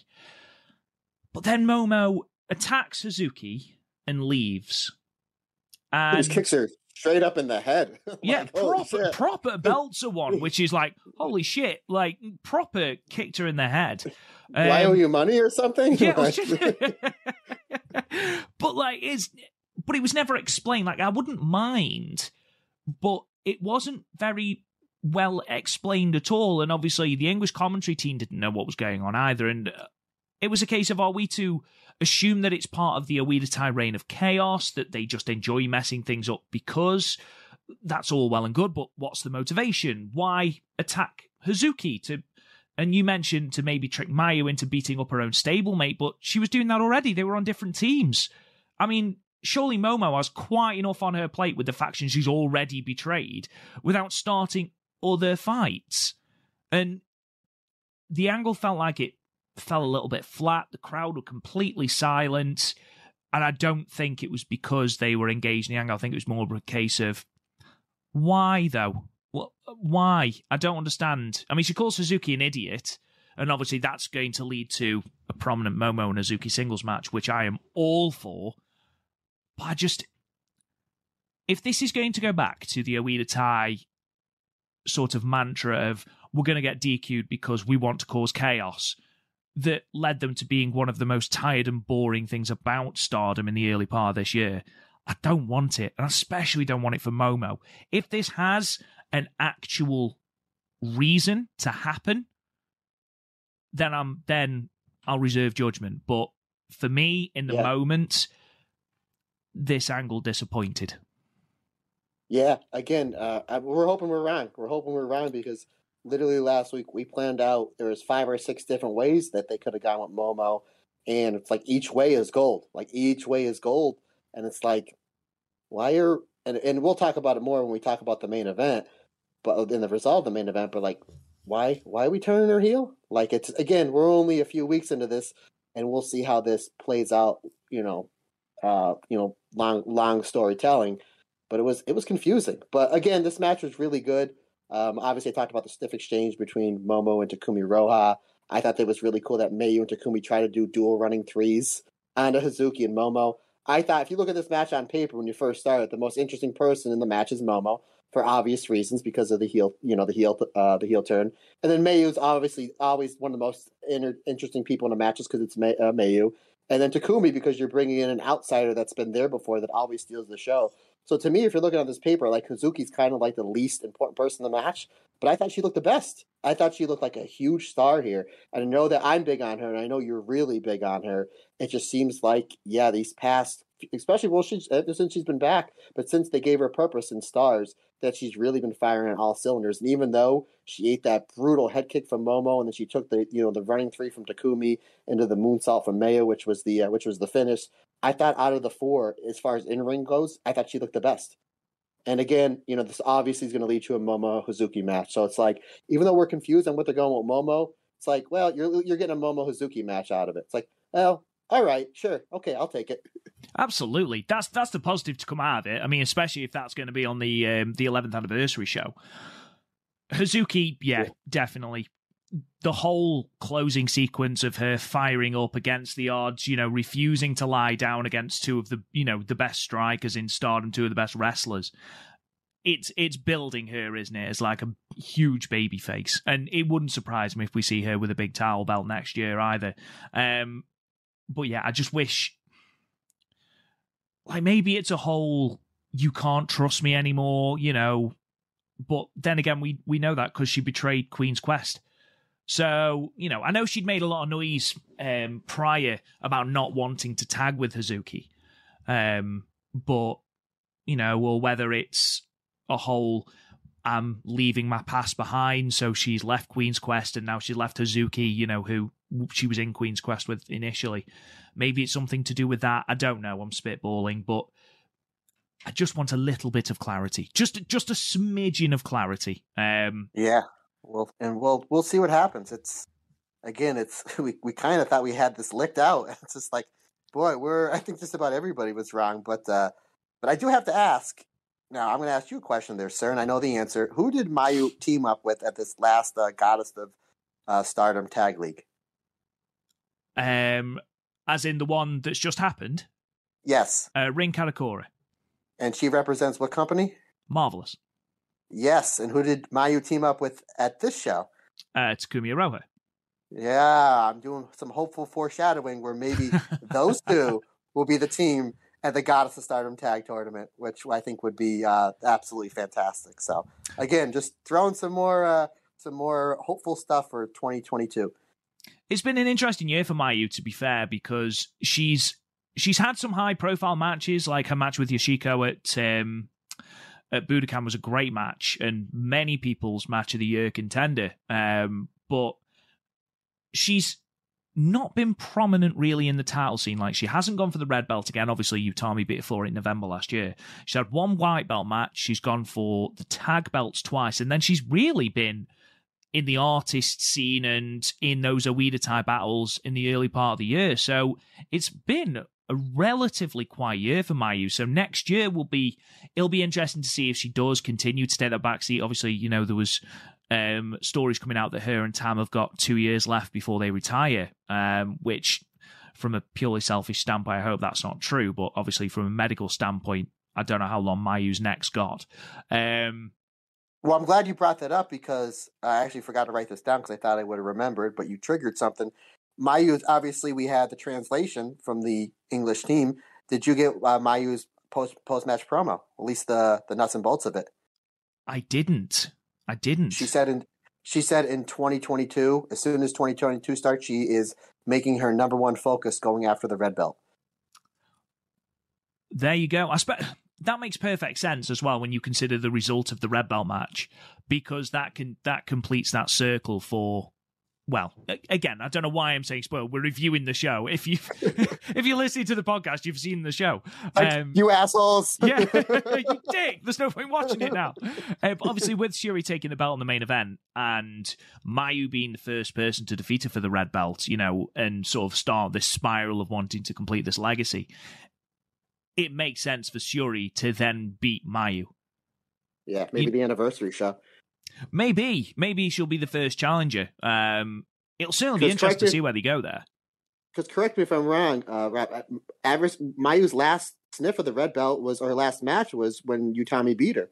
Correct? She hasn't had a match for the red belt since then. Has been nowhere near the red belt scene since Sendai Cinderella 2020, which I believe was the 15th of November 2020. Yeah, so over a year. So it's over a year. You literally have... to me, it doesn't matter who's on top of the card. She's the icon. She's the ace. You can always put her in the main event. It's going to draw, and you're going to have a great match regardless. So now it's like, well, she kind of threw that promo out there where it's like, I'm going to put my focus on it, and maybe that's where they go for the anniversary show, which is usually typically it's usually the end of January? 17th or roundabout. So third, fourth week of January. Okay. Yeah. And to be perfectly honest, we're talking about where Momo's going to go, and we talked about, obviously, I know that we're going to get into the main event shortly, but what her storyline will be if Utami was to remain champion, which I think both of us predicted she would be, which is why we were pretty certain of it. We said as the weeks kept going, and then especially with the heel turn, that we were closer to 100% that Utami was going to retain. That's why it was like, oh, that's a great match, but now where do we go with Momo? Because I thought that's exactly where this was headed, and it was going to head to quick. However, you look at the history, especially the recent history that Momo and Syuri have. Syuri pretty much embarrassed her for the SWA belt in January. Obviously, Syuri was the person to beat Momo in the 5-star final. So, it could come full circle, and you could see Momo take the belt off Syuri. I mean, for me, it doesn't have quite the impact of taking the belt off Utami. But Agreed. And the bigger draw, it's personal issues. It's Utami's now the leader of Queen's Quest. Momo was the former leader. She turned her back on the faction. The bigger story. I get the match may be better, probably be better with Momo and Syuri, but as far as a business standpoint, the biggest match they can do in the early part of 2022, and we talked about last week, is Utami and Momo, and they can still do a singles match, but it would mean so much more if the title was on the line and Momo unseated, the 400 plus day champion Utami for the belt. So I don't know. We'll see what happens. We'll see what happens, indeed. We'll move on then to the Wonder of Stardom Championship match with Saya Kamatani defeating Tam Nakano, ending her reign and becoming the 16th Wonder of Stardom champion with the Phoenix Splash in 21 minutes and 59 seconds. This was brilliant, Matt. This was fantastic. Yeah, as far as I've seen just about every white belt match from this year, obviously the highest profiled one was Tam and Giulia just because of the story that was built around it, and it was fantastic in the ring, and it main evented Budokan. But as far as just bell to bell goes, I think this was the best white belt match of the year. Would I be far off by saying that? I completely agree with you. I think this was Saya's best match ever, and probably Tam's best match since the white belt match with Arisa. That's how much I enjoyed this match. They could end the show here, and I would have been like, this is on par for top 5, not just Stardom show, but for professional wrestling show of the year. I mean, these two just went all out. They started out, I'm just going to go through my notes. That's fine, man. You go for it. Yes. Sorry. I'm I'm wound up. I'm ready to go. It started off with some really, really good chain wrestling, and then Saya hit that plancha onto the outside. And when Tam hit, she basically almost like dribbled her head off the cement part of the floor, and it seemed like it took her a long time to get up. And then you would see people from Queen's Quest and Cosmic Angels and the ref kept checking on Tam. I'm like, oh no, poor Tam. Is she hurt? Oh, I was like, geez, this poor girl, between slipping on her shirt and the dance and almost breaking her neck with that tag match where she teamed with Utami. I'm like, is this match gonna end before it really even gets going? She eventually gets back up. She eats the Rana from the apron. Then there was the top rope reverse Rana, and then Saya did that really cool schoolboy where Tam kicked out, but Saya held on, and then she gave her like a schoolboy suplex, which I thought was awesome. I haven't seen that in a long time. Saya hit the top rope reverse Rana, which only got a 2 count, and I'm a big fan of once you hit one move that you think is going to finish, and then you go to your other move. So it looked like she was going to go up for the Phoenix Splash. Tam cuts her off and hits her with a top rope tiger suplex.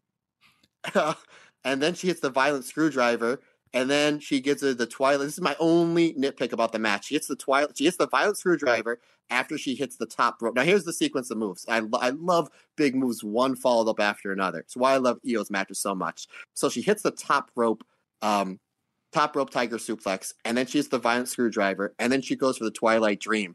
And the only thing is, Saya gets to the ropes, which keeps the move strong, but she got into the ropes before the even 1 count happened. I thought it would have been such a pop and such a moment if she was 1, 2, and then Saya was able to kind of maybe throw her body weight back just a little bit, like 2.5, and her toe touches just the rope. That's my only negative about the match. And then she goes to hit the violent shooting, and Saya jumps up and double stomps Tam in midair. That's some Matrix style stuff right there. Saya hits the Star Crusher for only a 2 count, and then she goes right to her bread and butter, hits a perfect Hayabusa style Phoenix Splash, and 1, 2, 3, this match was over. This was absolutely fantastic, a damn near perfect match. Saya's best match ever. Again, Tam's best match and probably the Arisa match, and the best white belt match I've seen all year. This was something. Honestly, couldn't agree more. I know we've agreed a lot on this podcast episode, but honestly, how can you not? This match had the last time these two faced off, which was in Yokohama in July, they had what was a divisive match. I saw some people say that they loved it. I saw some people say that they hated it, and it's the worst match of Tam's reign. It was divisive either way. This match had everything that match didn't. It didn't claim to be anything it wasn't. The storyline was more fleshed out than it was at Yokohama, and I think a lot of that match was hurt by the build for the fact that Saya was injured in the build. But here, just everything. I loved this match. It was so close to me to being a perfect match, but the fact that the entire thing that Tam has been talking about has been embracing that ugly side. And, Tam has been willing to do absolutely anything and everything to ensure that she keeps the white belt, to embrace that dirty side, whereas that's something she isn't sure the flashy and acrobatic Saya can actually do. And then we get to the actual meat and veg of the match, and Tam is being really disrespectful. Not only disrespectful, but completely dismissive of Saya. Working Saya's neck repeatedly, relentlessly, but doing it in such an arrogant way that it fires Saya up. You can see Saya early on. She gets pinned, kicks out at 1, and starts banging the mat, angry at herself for not having the foothold in the match, but then anger at Tam for consistently belittling and not taking herself seriously. It's the most important match in her career, and she wants Tam to take her seriously, wants to prove to Tam that, you know what? I am more than just acrobatics and unique moves. Okay, this is what I'm about. And then you mentioned that closing stretch. Holy shit, they threw everything at each other. That roll through from the roll up into that suplex was absolutely magnificent. I absolutely loved that. And I've got to disagree with you. I loved that passage with the Twilight Dream. I can completely see your point of view, but I honestly, with it being not Saya consciously breaking the count, It was just luck. I see. Yes, that so almost you can say kind of Tam in the back of her head. She kind of screwed herself. Exactly. Is that what you're getting at? Oh, exactly. I like that. Let this man book. It was just really, really well orchestrated, and at no point did there feel like there was any sort of downtime. I think this went 21 minutes, which was, it was only a minute shorter than their previous match. But everything from that Poison Rana, the reverse Frankensteiner off the top rope, just everything in this match worked beautifully. And obviously the timing, not only were the moves great, but like we're not getting into the little things that happen in between the moves, but like the firing up, the selling, the facials from both of them. They knew when to fire up and how to fire up and not go from 1 to 100. It was just separate stages of building up, and then again Saya had to unload the toolbox to get the win. I mean, this was I can't say enough good things about this match. No, agreed. And the fact that Saya had to find that part deep inside her to become the person that Tam wanted to ultimately take the belt from her. Perfect storytelling, perfect arc of Saya's redemption. They've done a perfect job of it. And, I was one of the people initially who was quite negative about their previous match. And I stand by what I said. It does get better when you rewatch it, but ultimately, this knocks it out of the park. This could be two different competitors. Ultimately, Tam asks for the belt so she can put it around the waist of the person she's mentored. Finally proud, like I say, that Saya could be that person that dug deep, embraced the ugly bit to take the belt. And the pair embrace in the ring. It's a lovely moment that's then ruined by Unagi coming in. Which your girl, my girl. Oh yeah, not happy about this, Matt. Can you tell? Her and Saya exchange pleasantries before Sayaka ultimately lays down a challenge. Kamitani tells her to read the room because she's only just won the belt. Sayaka basically wishes a new year and then attempts to leave the ring, forgetting to pick up Tam on the way, which is why she was in the ring in the first place. And sort of Tam's got her arms out towards her. And she sort of has to double back and pick her up. Which what if that was by design? Just because she's so quirky, she's almost like Mayu Light when it comes she to is. that quirkiness. She is. She is very, very much in that sort of build. But it makes everyone laugh, including Tam, which she does well to hide as she's rolling out. But post-match, Saya accepts Unagi's challenge, or seemingly so, and says that she is Stardom. And we sort of fade to black on this match. What do you think about Unagi being the next challenger then, Matt? Again, I thought it would be Saki, just because of what we talked about an hour ago, and on last week's podcast. She pinned Saya at the Captain's Fall match. She got the win in that the 6-person on Year-End Climax on Christmas Day, which nobody saw. So I figured, again, when I was like, well, that doesn't make sense, but if they're building her up to be the first challenger for Saya, okay. But, I mean, maybe she could be the second, or maybe she is the first, and then Unagi comes out again and she challenges. But she just had a title shot on Tam, against Tam, not that long ago, and lost. And even all these other matches she's had in between them, she hasn't won. And these 6-person tag matches, she hasn't won. The special tag match, special Konami Syuri tag match, she didn't win that match. So I'm all about, like, okay, we're supposed to look at this kind of kayfabe, where it's just like, okay, we know it's a work, but let's not insult everybody's intelligence. In order for you to get a title shot, whether it's in boxing or MMA, UFC, or whatever, you have to have a string of wins. So she doesn't have any wins. So how is she getting a title shot? Again, I know the match will be great, and I'd love to watch it, but let's build her back up. Maybe if you get her 3 or 4 big wins, and then she gets the title shot, sure. But I think the first title shot should go to Saki, because that's kind of what they built up over the last 3 or 4 weeks. So I don't know. Again, for how good the booking for Stardom has been for the last 2 years, it just seems like there's a couple things that are just really confusing. And that was, to me, was definitely one of them. I know that obviously, I don't know. Not even the fact that we need to build her up again. She's just had a white belt match. She had a white belt match in November, on the 3rd of November in Kawasaki, against Tam. It, admittedly, in one of her better matches, but even so, she lost. And she hasn't won a great deal since to justify coming in for this challenge.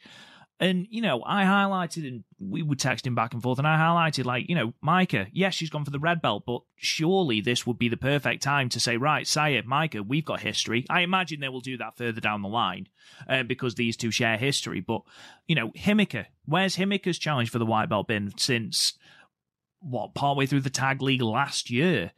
Saki Kashima, exactly. She hasn't been for the white belt in God knows how long. Hasn't been for a singles belt since the SWA, and that was only as a fill-in for Konami.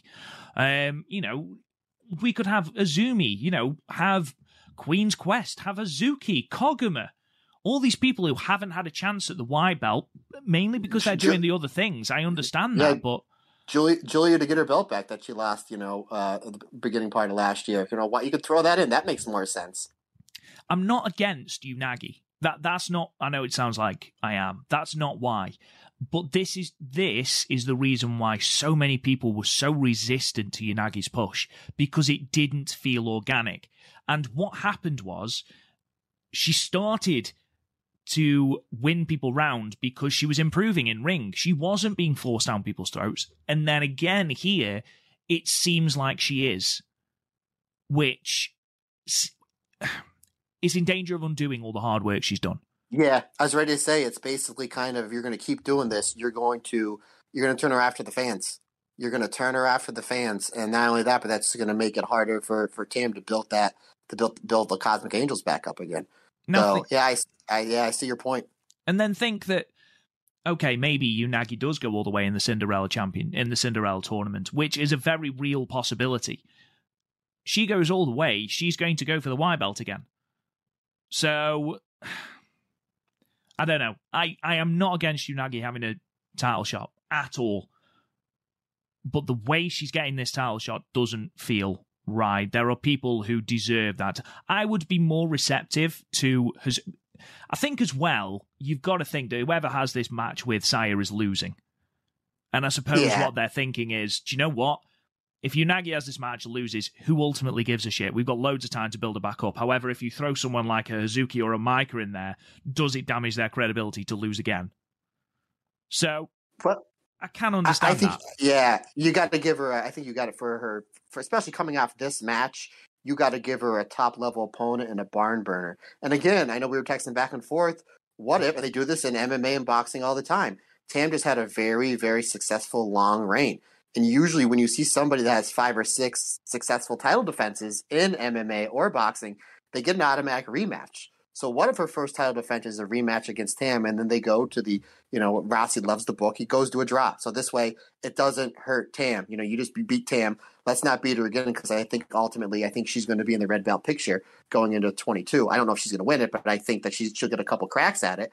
But you go to a draw, and then this way you can say, well, Saya wrestled Tam twice in a matter of 4 weeks, 5 weeks, and Tam couldn't beat her in 2 matches. So, and Tam's been a main eventer for, quite a while now. So even though the second match went to a draw, it kind of built Saya up a little bit more. But I just think that after this match, and that you're going to crown her. She hits her 2 finishers back to back for the win on the biggest show, one of the biggest shows of the year against a top level talent like Tam. I think your first title defense, it needs to be another banger again.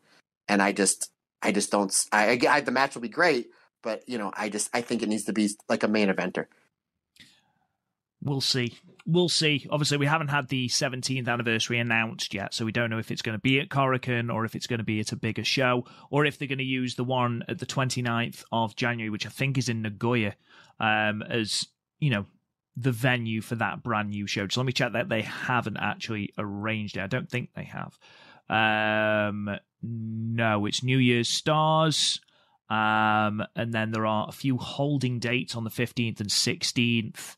They're at the Edion Arena, Osaka 2 on the 23rd. And then there's Nagoya Supreme Fight 2022, which is the first big show of the year, which could that be the anniversary show? I don't know. If it isn't, they haven't announced it, and there's nothing booked in for the 17th as it stands. So we will see. Ultimately, though, we shouldn't get away from the fact we've danced around it quite a lot, but it was a fantastic match. Easily the match of Tam's reign. easily the match of Saya's career, and tops off what has been a phenomenal year for Saya Kamatani. I mean, let's not forget that she was put in the red belt match at Budokan. Many people expected it to be an alright match, and she blew it out of the water. She won the Cinderella tournament. She was in the semi-main at Yokohama. She had an exceptional run in the 5-star. And now she's won the white belt, beating her mentor for it. So as far as years go, Saya Kamatani's had top 3 year in the company here. And again, loads and loads of store being put in her by the Stardom booking committee. Rightfully so. Absolutely. I think they're getting the return on their investment. Absolutely. We move on then to our main event, the much anticipated World of Stardom rematch, the World of Stardom Championship and the SWA Undisputed World Women's Championship double match between Syuri and Utami, with Syuri defeating Utami finally with her brand new move, the Vermilion World, in 36 minutes and 33 seconds.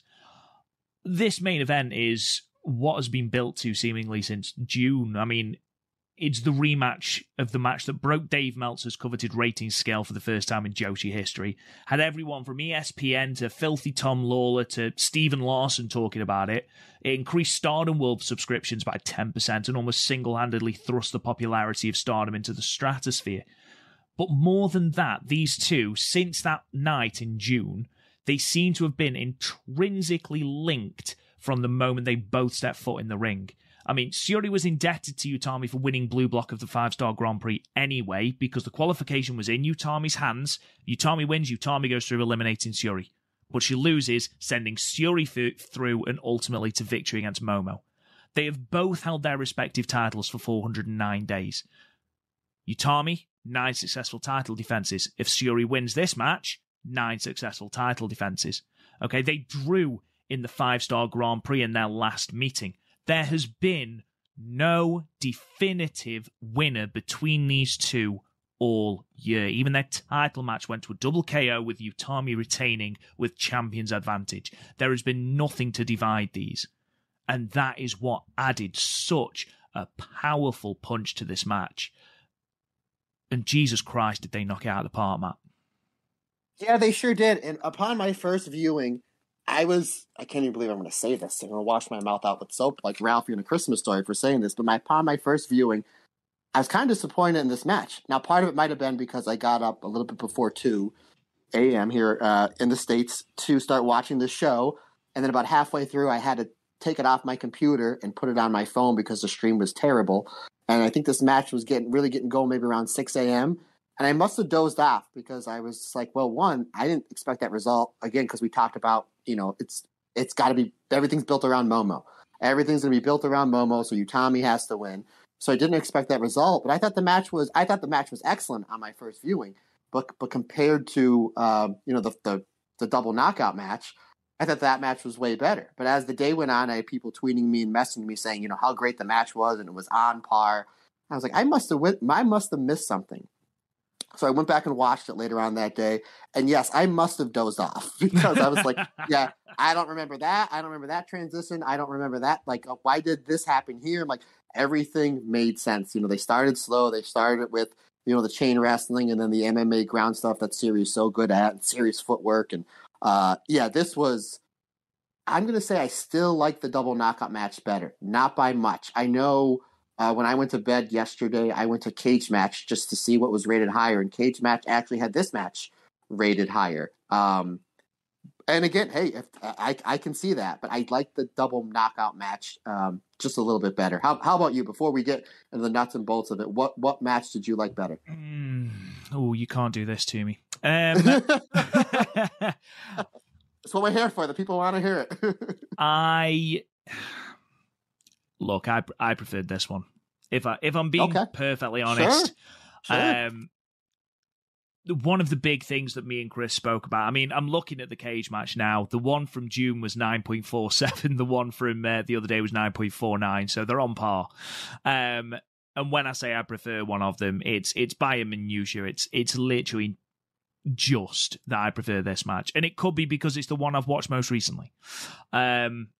but literally just recently, literally 5 minutes before we started recording. And I don't know whether it's because me and Chris, when we talked about this show back in June, one of the big things that me and him disagreed on was, what is this stipulation of if you don't win, you can ask for some more time? What is that going to do for the remainder of title shots? And it's one of those things where, I don't know, that sort of sullied my opinion of that match. Still think it's a 5-star match. But this, because there was no time limit, because ultimately Syuri has to, because doing the same thing is yielding the same results, she has to bring out something new, because we have this entire storyline, and they were plugging this storyline with her mother, to the point where if she lost this match, it would be incredibly harsh. They were sort of telegraphing the result with how much time they spent talking about Syuri's mum. Maybe it's all those years of watching WWE programming that it's just like, oh, they can't lose. If it is, it would be terrible. Yeah. And that's what we're going to give you as a terrible thing. Not that I'm here to bury the top company in the world. It's like, jeepers. Maybe that's where my mind was going, Maybe. But this, the escalation, the roller coaster of emotions you go on just with Syuri, from starting as a cool, calm, focused, for someone who was so emotive when they wrestle, there was no screaming, there was no facial expressions. She was doing her thing and then staring into Utami's soul, just looking at her clean break. She wants to win it in a clean way, so she's doing it for a noble reason. She wants to fight nobly. And that sort of changes. The match wears on. Syuri sort of forgoes any sort of emotional control and just screams to the heavens with every move. You feel every passionate inch of Syuri in every move she delivers to Utami.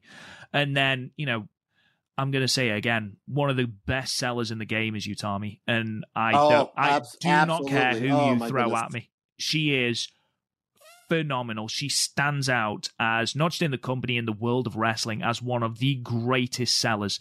The job she did with that left knee throughout this match is phenomenal, because Syuri targeted it at the start of the match, then left it for a bit. And then the moment she came back to it, the agony on Utami's face for that figure 4, then for the white tiger, absolutely tremendous. And then the way, just the subtle things, like trying to sit out of one of the power bombs and having to move her left leg because she couldn't do it. Doing the German suplex, but not bridging with a left leg because it was too painful. And her leg is wrapped. It's a little subtle thing. It's like the bullseye is on there. You can tell her leg hurts. Syuri's going after it. Why wouldn't she? And that just adds to the selling. She's selling her leg. Syuri's kicking the shit out of it. Syuri's good at the leg submissions and the striking and the leg kicks. And on top of that, Utami's leg is wrapped. And on top of that she is one of the best overall sellers in all of wrestling. And the emotion that you feel. There's a moment where Utami hits, I think it's the BT bomb, and she collapses across the ring from Syuri because her leg gets away. And the ref is going, and the ref's going, you got to cover. And she's literally has to use her hands and knees and bear crawl and be like, oh, it's too much time. What? Brilliant. Absolutely brilliant. But then to add to the emotion, Syuri doesn't kick out. You talked about, getting hands and legs on the rope. Syuri does it perfectly here. That move happens. Utami drags herself across the ring, lays one hand across Syuri. 1, 2, Syuri gets a hand on the rope. And there's a beautiful picture. And I really hope, beyond hope, that someone has taken a still of this. But Utami staring at Syuri with her eyes closed and her hand grasping the rope, and just floods of tears because she is spent, exhausted, and just perfect. Absolutely perfect. The code breaker that Syuri hits, and then Utami collapses on top of her for a pinfall. For the pinfall attempt, I was like, holy jeez, that was genius. That was genius. Honestly, this match, it was fantastic. The pressure was on them to create a match as unique and as good as that first match. And rather than trying to do the same thing, they went a completely different direction. And I think the match is better for it. You don't want to try and emulate that first match. Bring in little aspects of it. That's absolutely fine. But don't try and emulate it. Do something different. And they did that here. There was no phenomenally huge spot where you're like, holy shit. But the work they did was... I mean, don't get me wrong, there was an air raid crash off the apron where Syuri's legs crashed into the apron, and I was like, oh my god, well that's it, she's lost both her legs. Jesus. The sound was awful. And then there was one moment where Syuri literally had a double wrist lock on Utami, and then did sort of launch them both into the center of the ring and transitioned it into a Kimura lock as they landed. I was like, how the fuck has she managed that? Like, honestly, how has that happened? From the top rope, too. It started from the... I thought that was one of the coolest spots. I've been studying over this last year and change since we've been in quarantine. I've been studying a lot of catch-as-catch-can wrestling. And the videos that I've been able to find are from your countryman, one Mr. Billy Robinson.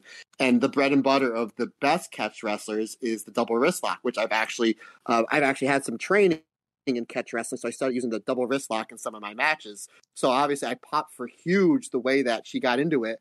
And then as Utami's getting away, she's like, well, I've been targeting the leg. And then she transitions into the White Tiger, which is a move she's been winning a lot of matches, especially the last 4 or 5 months. And it's the psychology of the match to go after the leg.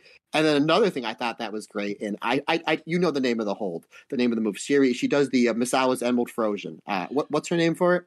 The Ruyen, I think it's called. Ruyen. Yeah, well, you know the move. So she's going for it towards the end. Utami gets out, and then she goes to the rear naked choke, which is a bread and butter of hers, but she can't get it on all the way because she's only standing on one leg. I was like, that is so brilliant. This is the move that she beat Momo with to win the 5-star, her former stablemate, and in order for her to get this match, I need to get out of it. And then she, I already have the neck. I use the rear naked choke, to set up a lot of my finishers, but I can't get it on all the way because I only have one leg. Absolutely brilliant. Now that we're talking about this, I have some running around I have to do after we get off the podcast. But when I come back home, I'm going to watch the double knockout match because now that we're talking about it, maybe I did like this match better. There's really no wrong answer. No. Whenever it says, which one of the 4 Omega Okada matches do you like? Everybody has, there's no wrong answer. And I think that this is what this can be. I think that they can revisit this, once or twice a year, like they've done in All Japan with Misawa and Kobashi and Misawa and Kawada, and like they've done over the past 10 years or so with Okada and Tanahashi, where it's just like, yeah, I know we see this once or twice a year, but it's great. It's like having steak like 3 times a week for a month. It's like, if you like steak, I love steak. That's like saying, I'm not going to get sick of this. And if they were to give this to us once or twice a year, like Okada and Tanahashi, this may, in the next 5 or 6 years, pending on obviously injuries and free agencies, this might become one of, if not the greatest feud in the history of women's wrestling. Just built on this trilogy of matches that they had this year. I was thinking about this the other day while I was in bed with COVID. And I was that sounded so dirty. It did, yeah. Well, I was in bed with COVID. It's my husky voice. I sound like a phone sex line. So you get it all. You get it all here on the Stardom Cast. We give you what you want, whether you want it or not. Again, that sounded dirty. I forgot what to say. Oh yeah. The best. If that match between Syuri and Utami on the 12th of June, hadn't have been as good, hadn't have been so universally praised, do you think we get that match again here? Do you think Syuri wins the 5-star? Or do you I don't think so. So do you think, basically what I'm asking you, in your opinion, do you think this was always the plan? Or do you think they realized that they had got lightning in a bottle and they needed to use it? I think lightning in a bottle. Not only that, but I think that had she not gotten injured, I think Giulia was going to win the 5-star. And I thought they said, well, this is going to be plan B. And what a plan B it was. Obviously, they had a whole bunch of people that bought this pay-per-view. They had over 3,000 in the building. No special surprises. No, we're going to bring this person in from. I mean, obviously, you had Takumi from Marvelous, but you know what I mean. Yeah. Okari Sane's coming back, or Io Shirai's going to do a promo from WWE headquarters, and we're going to put it on the big TV or whatever. But this show was great from top to bottom, but it was all built around this match. So I think they had lightning in a bottle, and I think that this is something that they can revisit again once or twice a year. And I think because these two are so good and so creative, that you literally can have almost a different match, a little tweaks here and there every time that they do it. I would not get sick of if we were to see this match once or twice a year. But I think you're right. I think that had they not hit it out of the park the way that they did, back in June, I don't think this would have been the main event here. I really don't, and I don't think you would have had as many. From a financial point, it wouldn't have been such a financial success if you didn't. They did a good job building to it. I think that they wanted to go with Giulia versus Utami. Giulia gets hurt. Well, let's pivot to this match. And I think this was, no disrespect to Giulia, but this was a blessing in disguise, because I know Utami and Giulia would have had a hell of a match, but I don't think I can almost guarantee it would have been this good. Let's leave it there then. I mean, what a phenomenal show. What a way to end Stardom's most successful year. They've run Budokan, they've run Sumo Hall, they've put on a litany of absolutely astonishing matches. The 5-star this year was tremendous. My last question to you, Matt, before we start plugging things, is this your favourite show of the year? Because I know you were really high on the 5-star final, but does Stardom Dream Queendom top it? It's tough. Oh boy. I'm going to say, just because of the emotion in the main event, and maybe just because we just got done watching it, I'm going to say yes. It's close. It's definitely, even in the world of pro wrestling, it's definitely a top 5 show for me. For me, nothing's going to beat All In. Just having my trainer come back to pro wrestling in Chicago, and the fact that the show was just so good, that's definitely the show of the year. But if you're asking, probably like in top 5, I would put this slightly above the 5-star, but 5-star would be in my overall top 5 shows of pro wrestling. But I think it's, again, maybe because it's just fresh in my mind, but I think this slightly beats it. Again, flip of the coin. Which match was better, this one or the June one? What show is better, the 5-star or this one? They're both A++ shows. Again, it's like saying, what's your favorite Marvel MCU movie? There's really no wrong answer. There really isn't. No, that's true. That is true. Unless you say The Incredible Hulk, in which case you're wrong. Overall, I think this is my show of the year. It took a lot to beat Budokan for me. But this, I think, just the power of those final 3 matches was just incredible. And you talked about the emotion. Having Syuri stand with the title and her trophy and just shout to the heavens, "Mom, I finally got the belt." I was done. I mean, and then Konami on Japanese commentary. Exactly. She goes right over to her. How did we not predict that this was going to be the result? They brought Konami out on commentary, for God's sake. We're all about Momo. We're all about Momo's heel turn, and they got to put the belt on her right away, like they did with Hogan in the NWO. It's the only way that makes. And who knows? Maybe they do an automatic rematch at the. Maybe this is just a one and done. Maybe I don't know. Maybe they do an automatic rematch just because Utami's had this legendary run where it's just like, well, we don't need to build it. We're going to do a rematch between Utami and Syuri at the anniversary show, and then Utami gets the belt back. I mean, who knows? Yeah. I mean, who and then the Momo storyline that we predicted comes into play. I mean, I don't know. I don't know where they go from here, because they really don't have anybody directly set up for Syuri, like the way they did with Utami. So I don't know where they go from here, but this match was absolutely incredible, and it's going to rank high on a lot of people's match of the year's list. Definitely. And what a wonderful transition, Mate. You're getting the hang of this. Talking about match of the years, our Stardom Awards, by the time you are listening to this podcast, our Stardom Awards will be live. They'll be pinned to the top of our Twitter page, and you'll be able to find them in our Discord and on Facebook as well. Same as last year, the categories are the same. So you've got the Stardom Wrestler of the Year. You've got the entire roster you can pick for, just in case you're a huge Mai Sakurai fan. We've then got Stardom Match of the Year. We've given you basically a load of options. If we haven't covered your option, there is an other option that you can click and then just write in your option there. That would be great. Same for tag team match of the year. Same with show of the year, though we've pretty much covered all of the big shows there, including 3 nights of the 5-star. So if you can find another show that was great, write it down. Most improved, same deal. Click someone. Again, if you're a Mai Sakurai fan, stick it down. Why not? Lady C, baby. Lady C all the way. Got a horrible feeling that Lady C is going to come high up. We've also got Feud of the Year. We've got Giulia versus Tam, Mayu versus Tam, Starlight versus Momo, Stars versus Cosmic Angels, Stars versus Suidatai, and then, of course, Utami versus Syuri. Again, if you've got any others, then you can stick them down.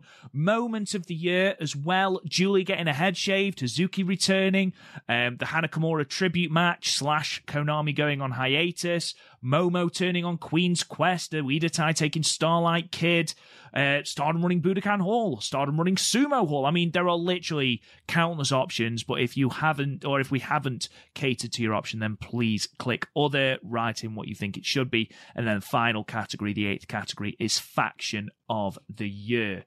Now, I'm going to say that the polls will close on Saturday, the 8th of January. And that will give myself, me, enough time to tally up scores and put together our awards. And we'll reveal the winners on our episode on the 9th of January. Basically, go and check it out on Twitter. It's pinned to the top of our feed. And then go and check it out on our Discord. If you're on our Discord, it's under the End of Year Awards Discord server. Final thing to plug, on the 1st of January, our Patreon goes live. I just wanted to give that a quick plug.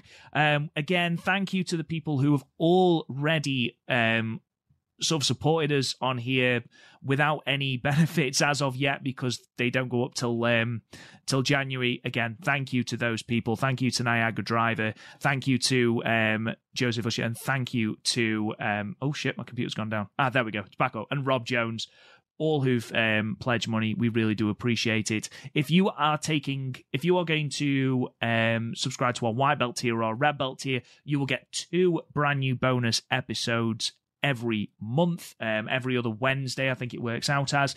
Our first episode is a complete retrospective of Io Shirai's V14 run with the belt, again incorporating all of those great Mayu matches and the formation of Queen's Quest. And then later on in the month, we will also be doing a Tam Nakano versus Arisa Hoshiki from Stardom Shining Destiny 2019 really in-depth match review as well. I'm going to put a poll up for the February episode, so me and Matt will discuss basically 4 options. We'll put them on the Patreon. You can vote with which ones you want us to cover in February.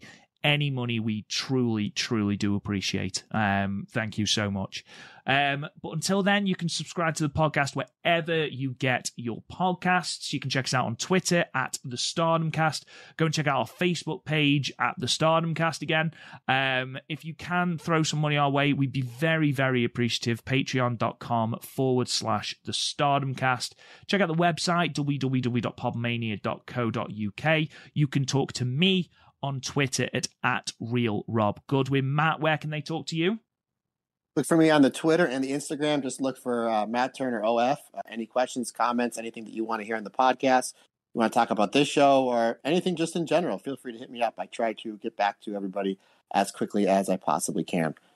And don't forget as well, you can join our Discord server. Just look in the information on the podcast, and you'll be able to click a link and join and talk to other people who like Stardom as well. Thank you all for listening, guys. We truly do appreciate it. Make sure you have a very happy and safe new year, and we shall talk to you guys again in 2022. See you guys again.